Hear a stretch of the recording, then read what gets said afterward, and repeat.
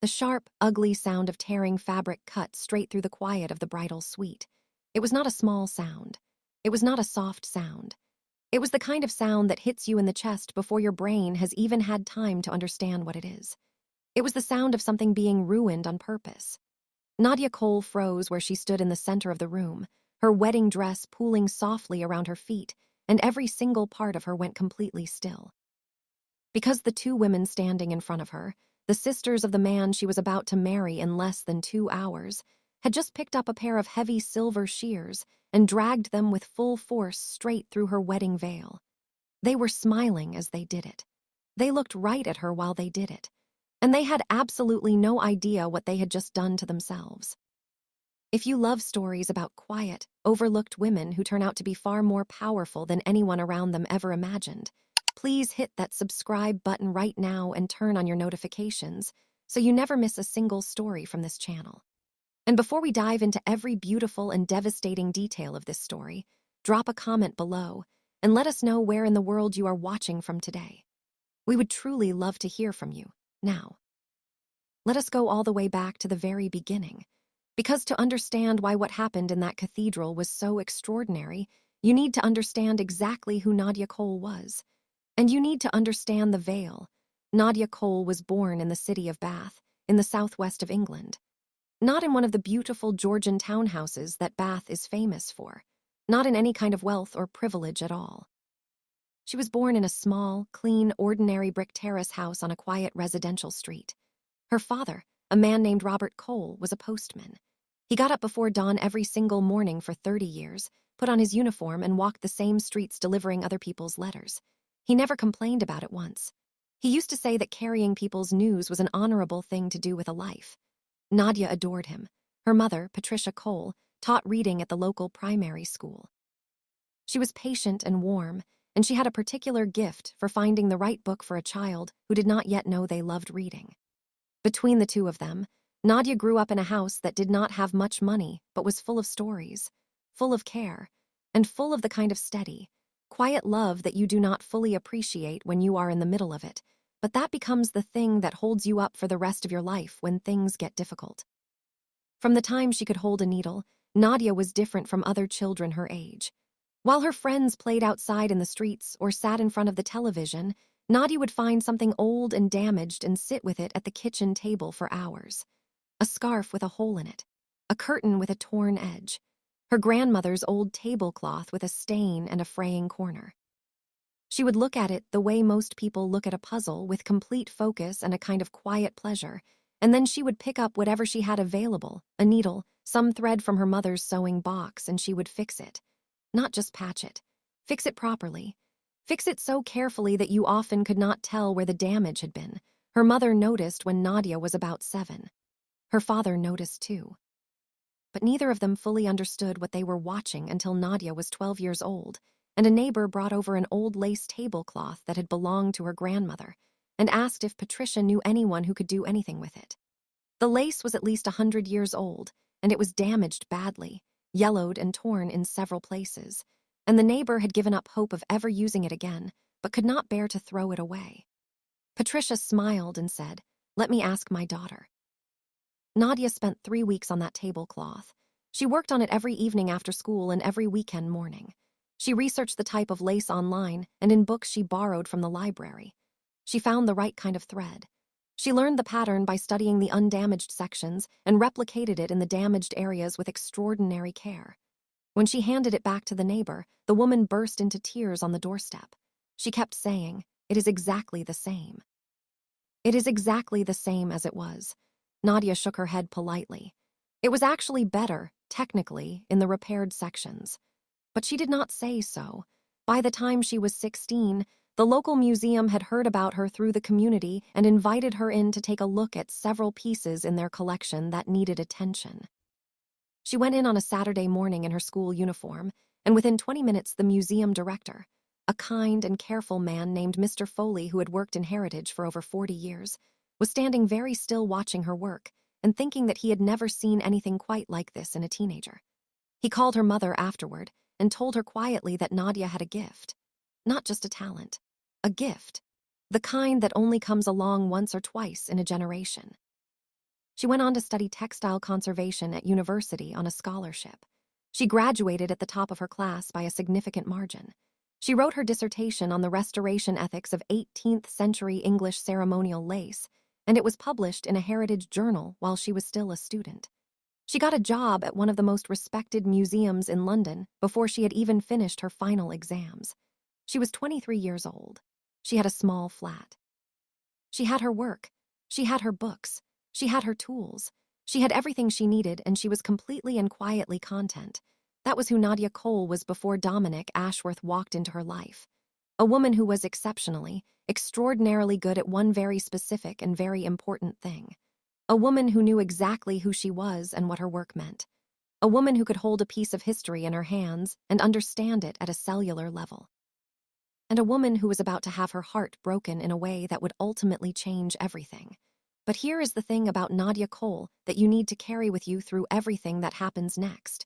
She was not a woman who broke easily. She had spent her entire career working with things that had been broken, and she knew better than almost anyone alive that being broken was not the end of something. Sometimes it was the beginning of the most important part.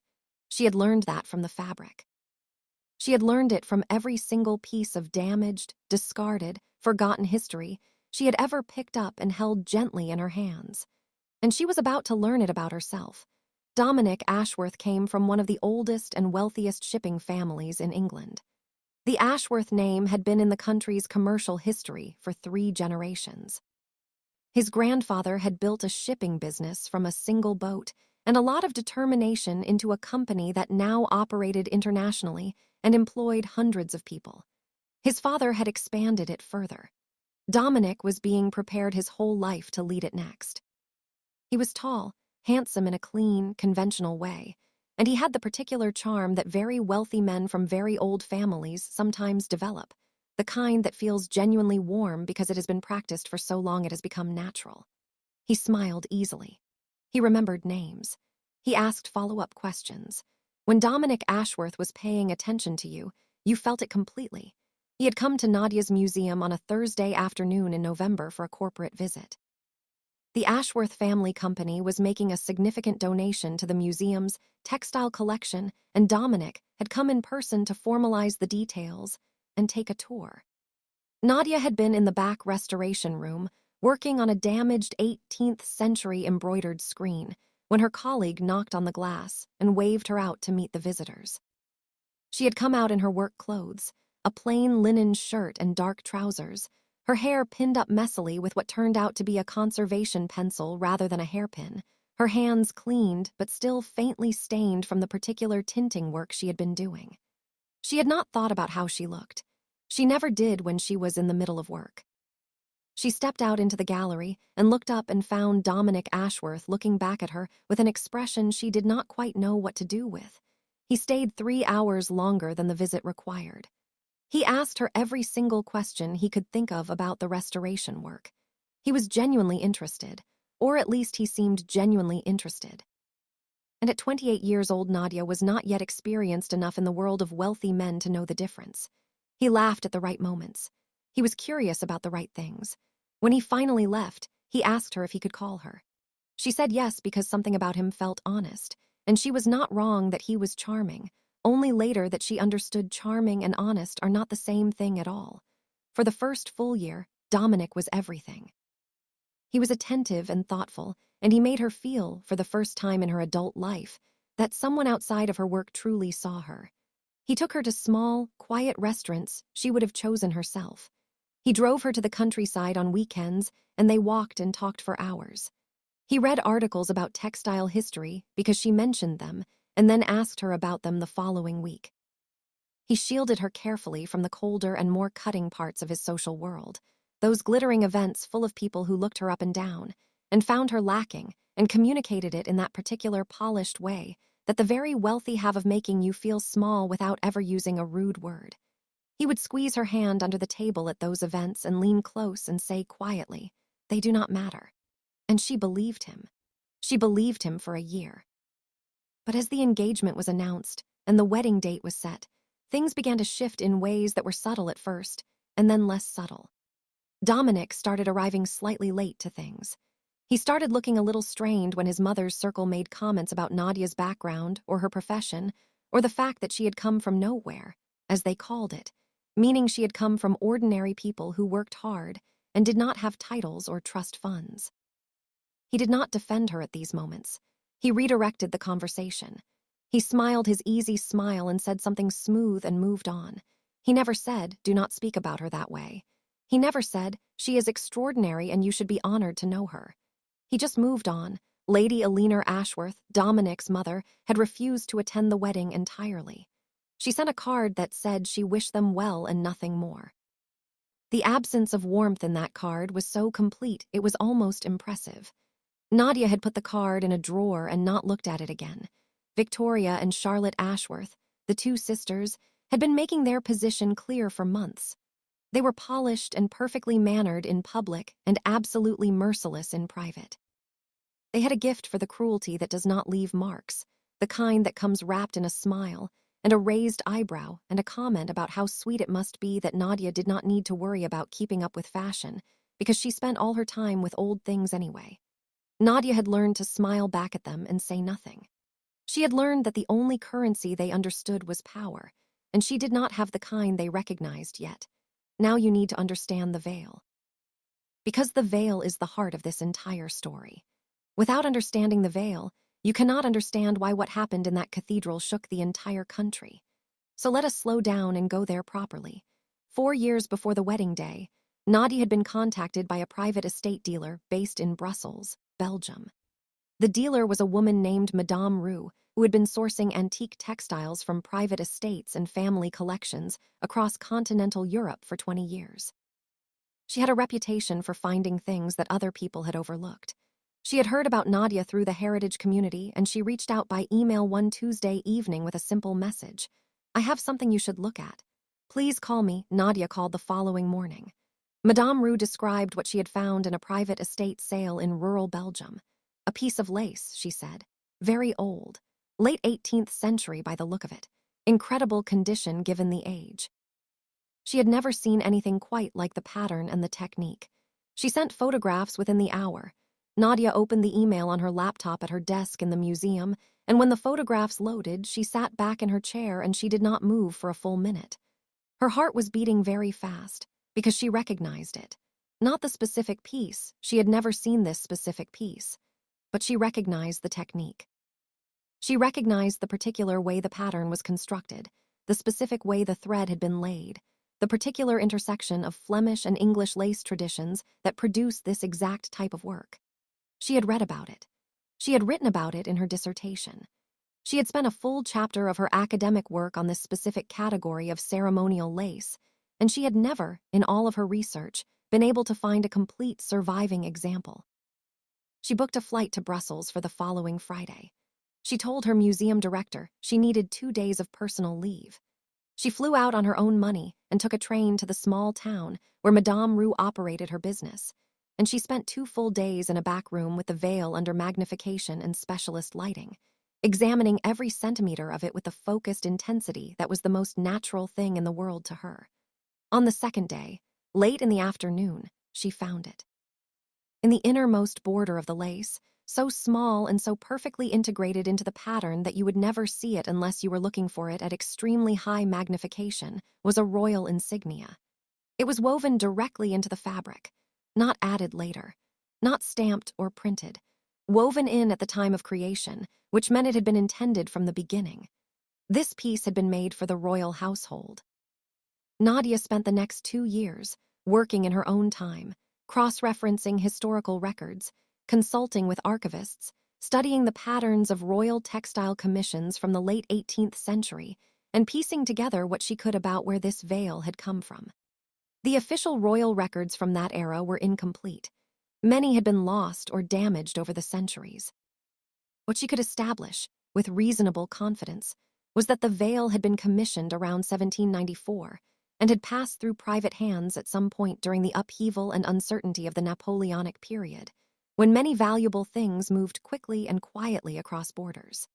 Somewhere along the way it had vanished from any official record entirely. She notified the appropriate heritage body of her findings, as the law required her to do. She filed the paperwork carefully and completely, and then she waited for the formal assessment process to run its course, which she knew from experience could take a very long time. In the meantime, she made a decision. She was going to buy the veil from Madame Rue. She was going to bring it home to England, and she was going to restore it. It took her 8 months to save enough money. She took on every consulting job that was offered to her. She sold her car and used public transport. She cut her living expenses to the absolute minimum. She drained the small savings account she had been quietly building for years. And then she transferred the money to Madame Rue, and the veil was hers, and she carried it home to London in an archival case on her lap on the plane because she would not put it in the hold. The restoration took 4 years. 4 full years of the most demanding, careful, exacting work she had ever done. The veil was fragile in ways that required her to sometimes spend an entire weekend working on a section no larger than a coin. She could not rush any part of it. She would not rush any part of it. She worked on it in the early mornings before her museum job began, and in the evenings after dinner and on weekends, and on every holiday she had. She kept it in a humidity-controlled environment in her flat. She sourced the most historically accurate thread she could find. She mixed her own tinting solutions to match the aged color of the original fabric. When she was finally done, she stood back and looked at it for a long time. Then she sat down in her chair and let out a long, quiet breath. It was done. The veil was whole again, and it was beautiful in a way that made her feel the way she always felt when she finished a significant restoration. Like she had reached across time and caught something before it fell. She decided to wear it at her wedding. Not to impress anyone. Not to show off. She did not care at all about what the Ashworth Circle would think of an old lace veil versus whatever fashionable wedding accessory they would have considered appropriate. She wanted to wear it because to her a wedding was about beginning. And she could not think of a more beautiful or more meaningful thing to carry into a new beginning than a piece of history she had worked so hard to save. She told no one about the royal insignia or her heritage notification. She was waiting for the official assessment to complete. She was not hiding anything. She was simply a woman who did not announce things before they were finished. The morning of the wedding was a bright, cold Saturday in early spring. The kind of English morning where the light is thin and sharp and everything has a particular clarity to it, like the world has been freshly laundered overnight. Nadia was up before 6. She made herself a cup of tea and sat in her kitchen in the quiet and drank it slowly, looking out the window at the street below. She felt calm. She felt the particular calm that comes when you have made peace with a decision and you are simply walking toward it now. She arrived at the cathedral venue's bridal suite at 7 o'clock. B, her hair and makeup artist, was already there setting up her equipment. B was warm and chatty and practical, and she had a gift for making nervous brides feel ordinary and safe, which was exactly what Nadia needed. They talked about small things while B worked. B's children, the drive in that morning, what they were both planning to eat after the ceremony. The veil sat across the room on a velvet dress form, carefully wrapped in layers of acid-free archival tissue, waiting to be placed. Nadia had looked at it when she first came in, the way you look at something precious that you have brought safely to its destination. Good. It was here. Everything was fine. At 9 o'clock, Dominic knocked on the door to say good morning. His voice through the wood was warm and easy. He told her she was going to be radiant. She pressed her palm flat against the door for a moment after he had gone, and the warmth of that small gesture filled her chest. At 9:14, B said she needed to run down the hall to the supply room for more pins. She would be back in 2 minutes. The door swung closed behind her. 32 seconds later, it opened again. Victoria and Charlotte Ashworth came in without knocking. They were already in their emerald bridesmaid gowns. Victoria moved first, the way she always did, with the smooth, unhurried assurance of a woman who had never once in her life walked into a room and felt she did not belong there. Charlotte came in behind her, her eyes already moving around the room with that particular hungry look she got when she was anticipating something that was going to go badly for someone else. Nadia sat very still. She felt the temperature change in the room when they walked in. She had felt it before, at dinners, at events, in corridors, that particular drop in warmth that accompanied Victoria Ashworth when she had made a decision. Victoria moved toward the dress form. She reached out and picked up the edge of the veil, lifting it away from the archival tissue and holding it up toward the light from the window. the same way you pick up something cheap to inspect it and put it back down. Her lip curled fractionally. She let it drop. Charlotte moved to the dressing table and her hand closed around the heavy silver shears that Bea had left there for trimming ribbon. Nadia's chair scraped back. She was on her feet. She said clearly, "Put those down. Put those down right now." Victoria stepped toward her. "We are not here to be kind to you," she said. "You knew that. We came here to make sure that everyone in that cathedral today understands exactly what and who you are. You manipulated our brother.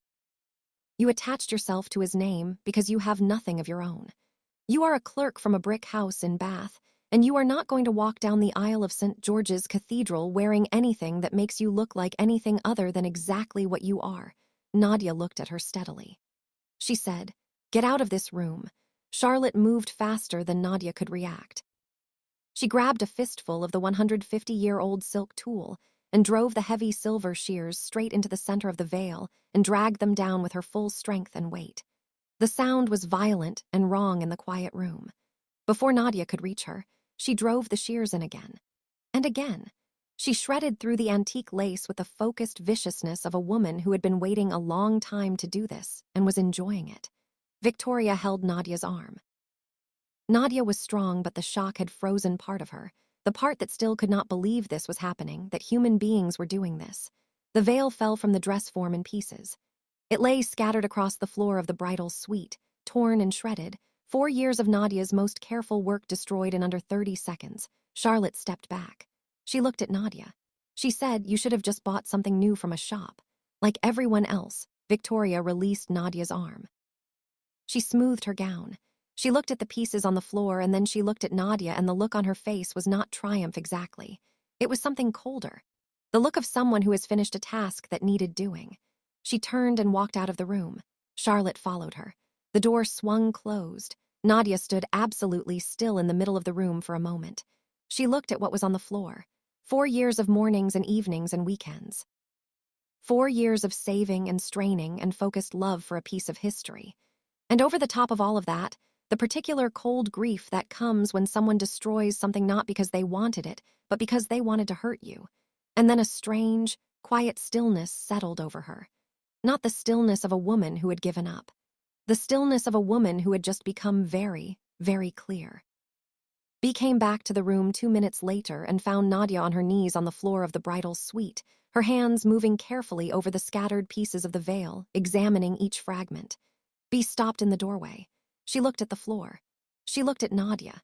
Then she quietly came into the room, set down her pins, and knelt beside her. Nadia looked at her.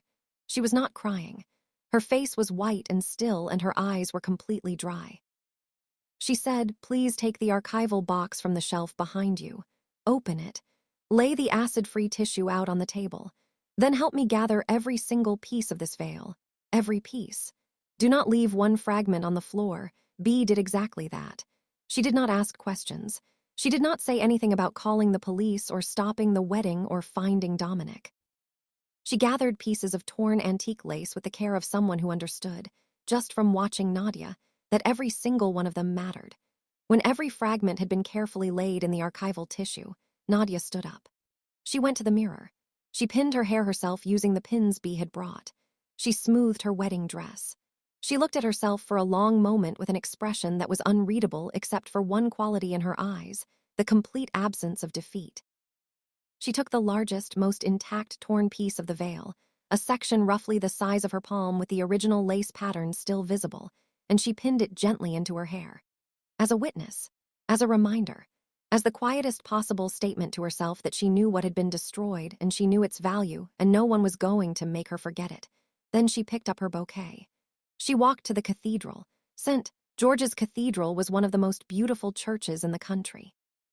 The stone was old and golden, and the light that came through the tall stained glass windows on a clear morning fell in long colored beams that seemed almost deliberate, like something designed for exactly this kind of occasion. 500 people filled the pews. The guest list was a roll call of the most prominent names in English society. Business families, aristocracy, prominent figures from politics and the arts and commerce. Everyone dressed in their absolute finest, the women in silk and structured coats, the men in mourning suits. The organ played. The sound of it filled every corner of the old stone building and bounced off the vaulted ceiling in a way that was genuinely magnificent. Everyone stood when Nadia appeared at the doors. She walked down the aisle alone, the way she had planned. She had decided months ago that she would walk herself. Her father was gone. And she wanted to make a different kind of statement, not about loss, but about arrival. She had gotten herself here. She was walking in on her own 2 feet. 500 people watched her come down the aisle without a veil. A small piece of torn antique lace was pinned in her dark hair. A few guests murmured to each other. Several of the Ashworth circle made very small facial expressions to one another. She paid no attention to any of it. She reached the altar. She looked at Dominic. Something moved across his face when he saw the scrap of lace in her hair, but she saw him decide not to ask about it. He took her hands. The priest opened the ceremony. Everything was proceeding normally. Then the doors at the back of the cathedral opened. Nobody in that cathedral had been told to expect a visitor. There was no announcement. There was no warning. There was only the sound of the heavy wooden doors swinging open, and then the particular quality of silence that fell over 500 people in the same instant. The kind of silence that means something very significant is happening. King Edward walked through those doors and the room changed. It was not a metaphor. The actual temperature and texture of the room changed.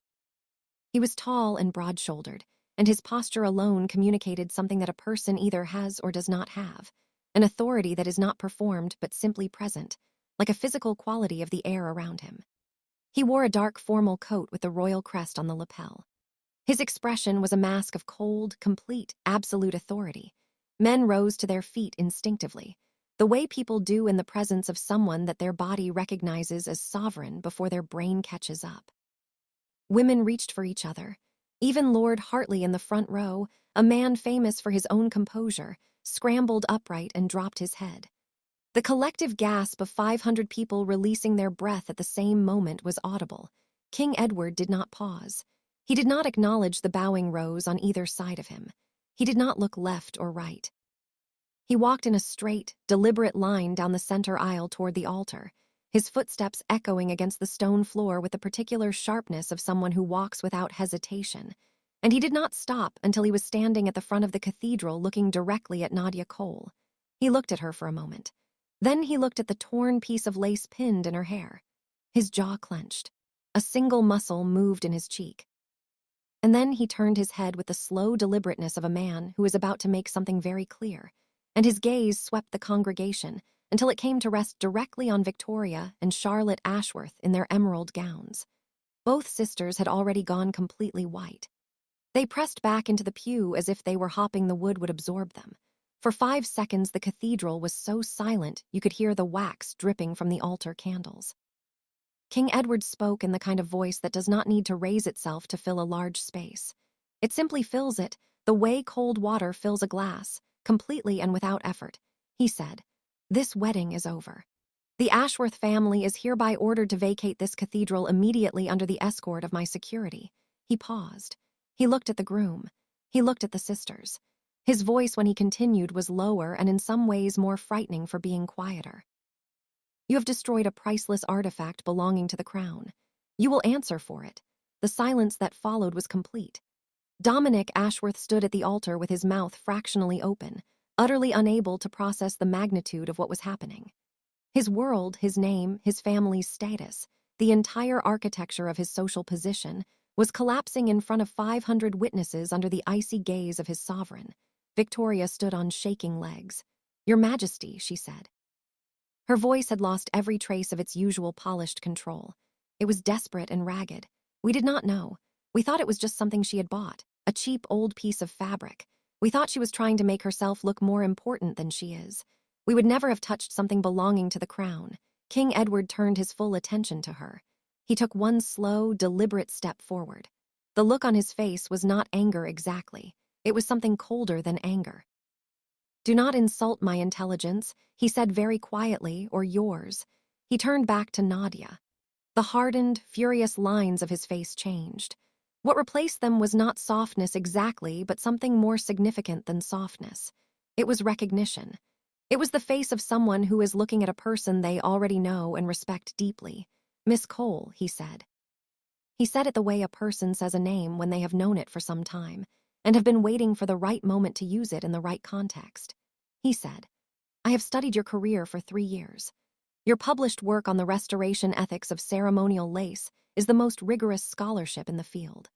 Your restoration of the St. Aldgate tapestries was described by my chief archivist as the finest textile conservation work he had seen in 4 decades of professional practice. When you filed your heritage notification 18 months ago regarding what you believed may be the Queen's lace, my team began an immediate and thorough independent investigation." He reached into the inner pocket of his coat and produced a folded document. "I am able to confirm today," he said, "that the piece you have spent 4 years restoring is the wedding veil of Queen Catherine, commissioned in 1794. It disappeared from the royal collection during the Napoleonic period and has been missing for over 200 years.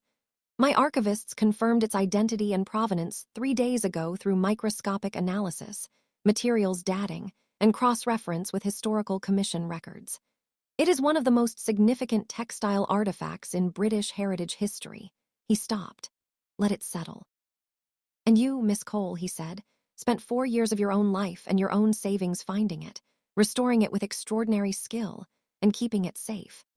My archivists tell me that while the center section of the veil has been severed, the outer embroidery structure remains intact.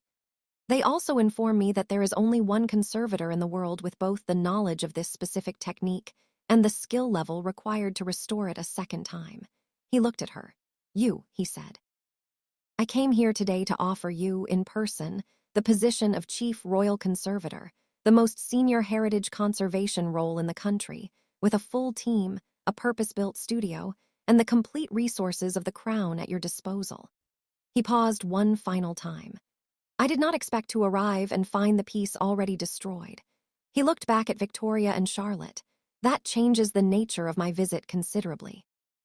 What happened next in St. George's Cathedral was something that no one who was there ever forgot for the rest of their lives.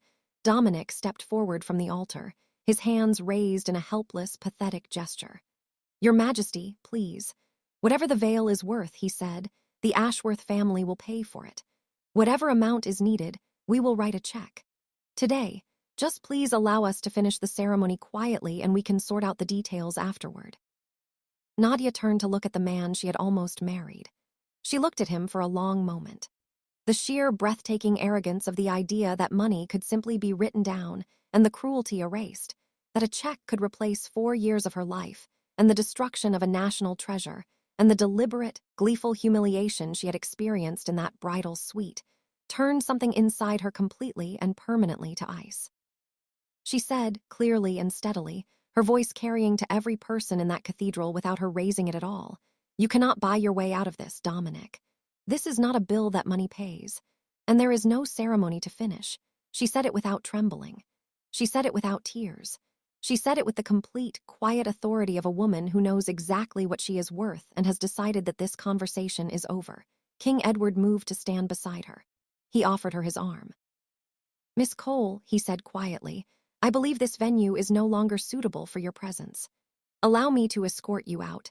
Nadia placed her hand on his sleeve.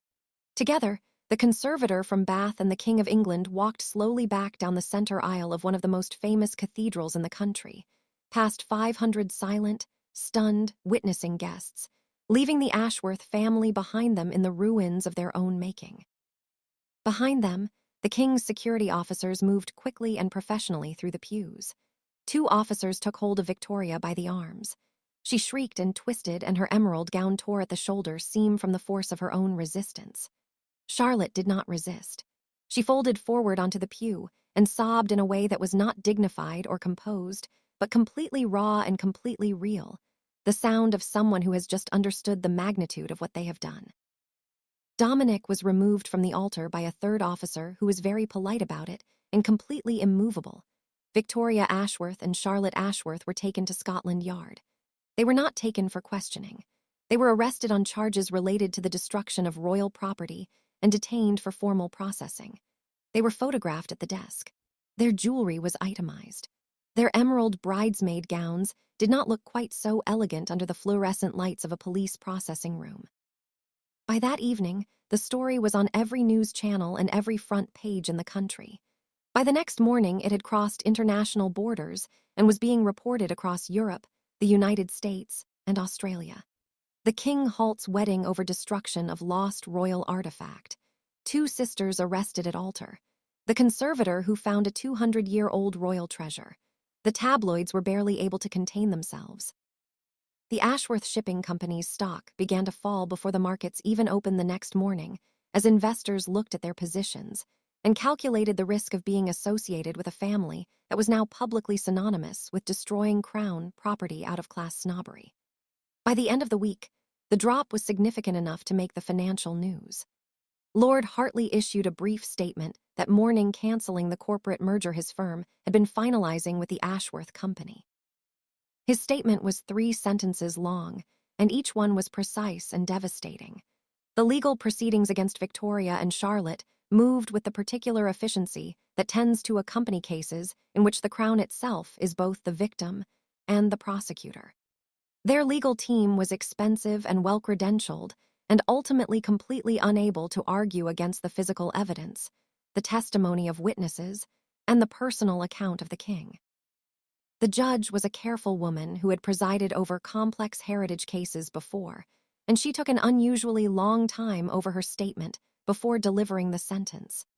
She noted explicitly that the destruction had been deliberate and premeditated and motivated by a class-based contempt for the victim that the court found both morally reprehensible and legally significant. The sisters received 2 years of supervised community service in a heritage preservation program, mandatory heritage education, and a financial restitution order that would take them years to pay. Dominic Ashworth resigned from his position at the family company 8 weeks later. He moved out of the family home and into a flat on the other side of the city. He sent Nadia a letter. She received it, placed it still sealed in the archival box on top of the pieces of the veil, and put the lid back on. Lady Eleanor Ashworth, who had been too proud to attend her son's wedding, was now living with the consequences of the family she had raised and the values she had instilled in them. Several of her closest social companions quietly stopped returning her calls. The invitations she was accustomed to receiving began to thin noticeably. She had spent a lifetime looking down at people like Nadia Cole. The world had a way, sometimes, of adjusting the view. While the Ashworth family came apart in slow motion, Nadia Cole's life moved in a different direction entirely. 3 days after what the tabloids were already calling the cathedral incident, a sleek black car arrived on the narrow street outside her small London flat on a Tuesday morning. The driver was in a dark suit. He came to the door and handed her a cream-colored envelope sealed with the royal crest. Inside was a handwritten note on pale blue palace stationery. The handwriting was clear and formal, and it was signed by King Edward himself. He asked, at her convenience, if she would come to the palace to discuss the formal terms of the chief royal conservator position and to examine the recovered fragments of the Queen's lace. Nadia sat on the edge of her bed with the letter in her hands for a long time. She looked around her small flat, her books stacked on every available surface, her tools in their cases on the work table, the frames on the walls holding small fragments of antique textile, things she had collected and repaired over the years, pieces of history that she had given a home to. She thought about her father, the postman who had gotten up before dawn every morning for 30 years and carried other people's news and never once called it less than honorable. She thought he would have thought this was very funny and also exactly right. She wrote back the next morning accepting the invitation. Her handwriting was neat and unhurried. When she walked into the grand private library of the palace 2 days later, King Edward was standing at a large mahogany table at the far end of the room. Laid out on the table, resting on fresh acid-free archival tissue, were the torn remnants of the Queen's lace. Every fragment. His archivists had collected every piece from the bridal suite with the kind of care that Nadia recognized immediately as professional and thorough. She walked to the table. She stood over the pieces. She did not say anything for a moment. She just looked at them the way a doctor looks at a patient, with focused, clinical attention that is also underpinned by something warmer than clinical. King Edward watched her from the other side of the table. He said, "My archivists have completed their full assessment. The center lace is severed, but the structural integrity of the outer embroidery is sound. The foundation threads remain intact in approximately 70% of the piece. They believe restoration is possible. They also believe, unanimously, that there is only one person qualified to do it. Nadia looked up. She said, "I can fix it." She said it the same way she had said it about every broken, damaged, discarded thing anyone had ever put in front of her. Quietly, completely, and without a single trace of doubt, the palace cleared out a large, south-facing room in one of the older residential wings and had it converted into a restoration studio for Nadia within a week. It had excellent natural light from the tall windows, and a supplementary specialist lighting system was installed for detailed work. The temperature and humidity were controlled precisely. The best magnification equipment available was brought in. 2 junior conservators were assigned to assist with preparatory work. And then the palace left Nadia alone to do what she did. She began on a Monday morning. She spread the fragments of the queen's lace across the work table in the order she had already worked out in her mind on the drive over, and she began the slow, meticulous process of assessment. Every single torn edge had to be catalogued. Every thread end had to be identified. A restoration plan of this complexity required understanding the full picture before a single new stitch was made. King Edward came to the studio on the 3rd Thursday. He knocked first, which she noted. He stood in the doorway and asked if he was interrupting. She said no, not at all, though she did not look up from what she was doing immediately. He came in and stood at a respectful distance from the table and watched in silence for a few minutes. Then he asked a question about the technique she was using to catalog the thread ends. It was a specific, informed question. She answered it without looking up. He asked another. She answered that one too. After 15 minutes he thanked her and left. He came back the following Thursday, then the Thursday after that. By the 2nd month he was coming twice a week. By the 3rd month he was coming most days, for varying lengths of time, always knocking first, always standing at a respectful distance, always asking questions that were specific and thoughtful, and showed that he had remembered everything she had told him previously. He started bringing tea, 2 cups. He left one on the small table near the door without drawing attention to it. The first time he did it, she noticed it after he had gone and drank it cold, while she worked and thought it was unexpectedly kind. They talked about the veil. They talked about history. They talked about the particular feeling of having your hands on something from another century and understanding, in a physical and immediate way, that the person who made it was a real human being with a real life and real hands just like yours. They talked about the loneliness of positions that put you outside the ordinary flow of human life, his for reasons of sovereignty, and hers for reasons of a solitary, consuming vocation. They talked about her father, about his own parents, about the things they each wished they had said to people who were no longer there to hear it. She made him laugh with a story about a restoration emergency involving a medieval altar cloth and a particularly territorial museum cat. He made her laugh with a description of a state dinner, during which an extremely important visiting dignitary had become convinced that a piece of decorative fabric on the table was a napkin, and had used it accordingly, and the entire palace staff had spent the rest of the evening trying to determine what exactly to do about that. Something grew between them. It was not fast. It was not dramatic. It grew the way the most durable things grow, slowly and firmly, and from genuine roots. From real conversation. From paying real attention to each other. From 2 people who were each, for different reasons, somewhat unaccustomed to being truly seen, discovering that the person across the work table was actually looking. The press noticed the king's frequent visits to the restoration studio within 6 weeks. The tabloids went completely wild. The woman who had walked out of a cathedral on the king's arm and then vanished was now spending her evenings in private conversation with the sovereign in the palace.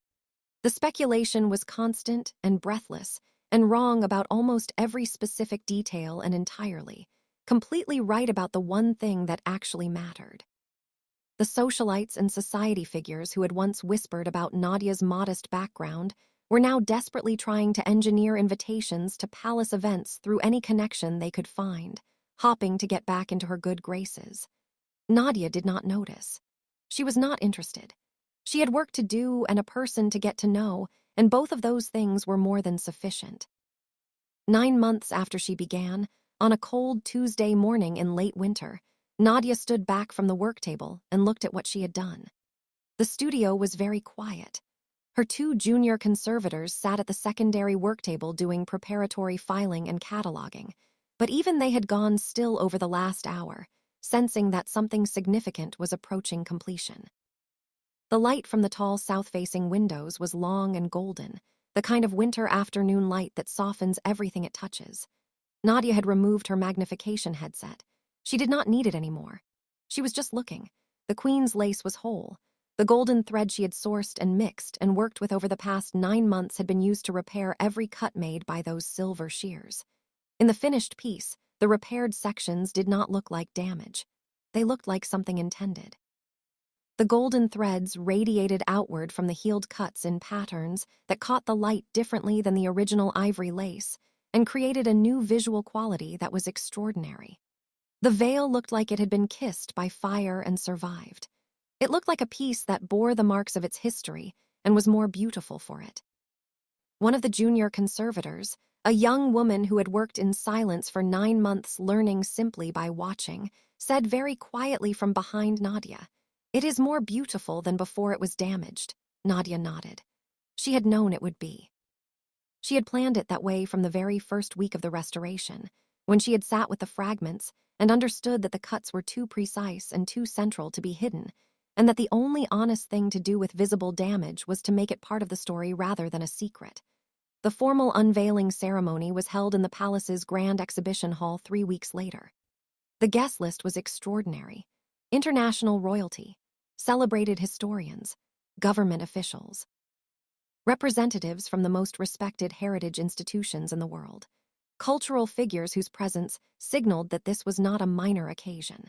The queen's lace was displayed in a custom-built illuminated secured glass case in the center of the hall.